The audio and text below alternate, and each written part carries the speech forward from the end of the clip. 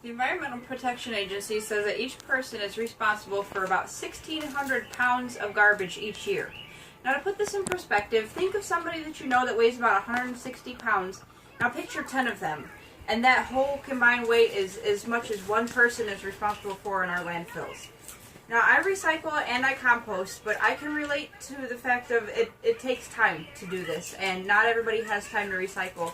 But once you get into the habit of separating your trash from what you can recycle and compost, it really becomes second nature, and it only takes about a second more. Now, the world is running out of dump sites, and our landfills are overflowing, and there's garbage along the streets, and mainly because of littering.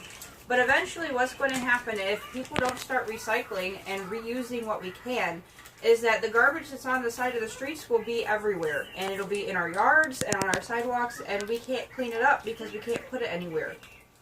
So today I'm going to talk about the current environmental issues, the different types of recycling, and why you should recycle. First, I'm going to talk about the environmental issues.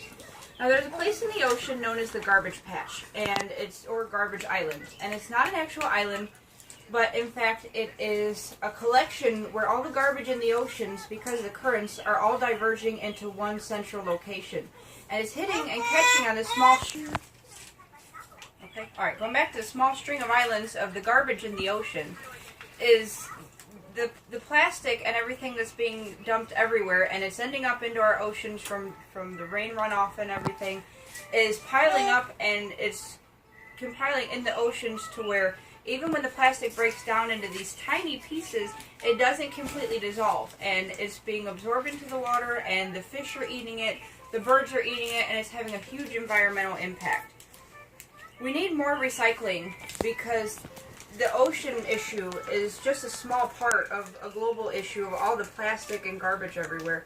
And if one person were to get their family of 4 to recycle, that would reduce the entire waste from 1,600 pounds to 6,400 pounds from that family. Now that's a huge increase if you get even more families of 4 to do that.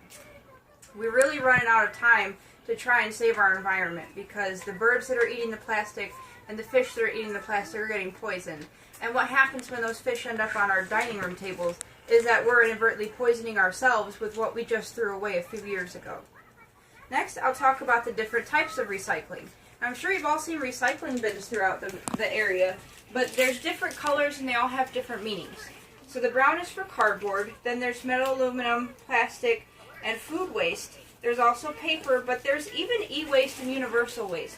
Because technology keeps advancing, we keep getting new computers, new phones, new iPads, iPods. Well, what do we do with the old ones? You can throw them away, or you can find a recycling program that's going to reuse them.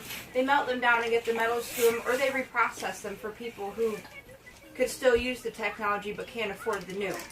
Now, you could also choose to compost. For your food waste that you can't recycle, you can't take that last pizza that you didn't finish and put it in the recycling bin and have it made into a new one. But you can compost, and that's good for your lawn and for your garden.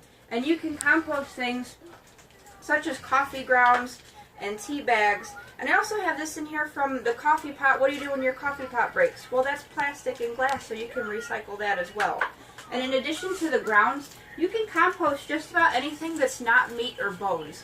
You can do eggshells, you can do paper, cardboard, any food waste, like I said, that's not meat or bones. You just chop it up finely and you put it in a compost pile, and that makes great fertilizer for your lawn and your garden.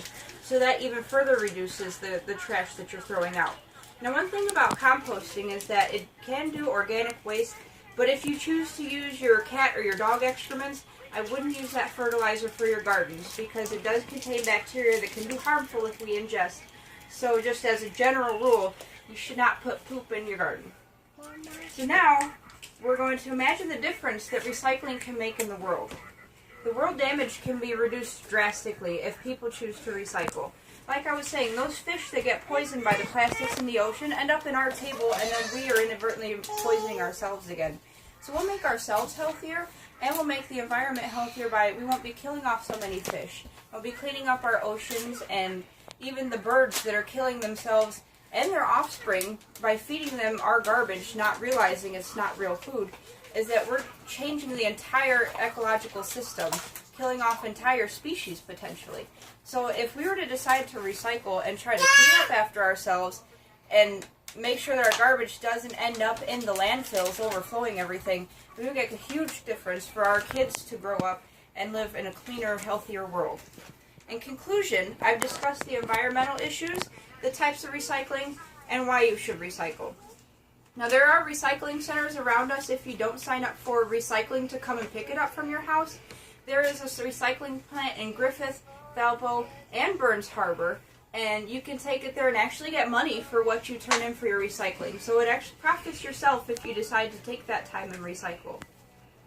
So thank you very much, and keep looking for ways to compost and recycle and try to keep your environment clean.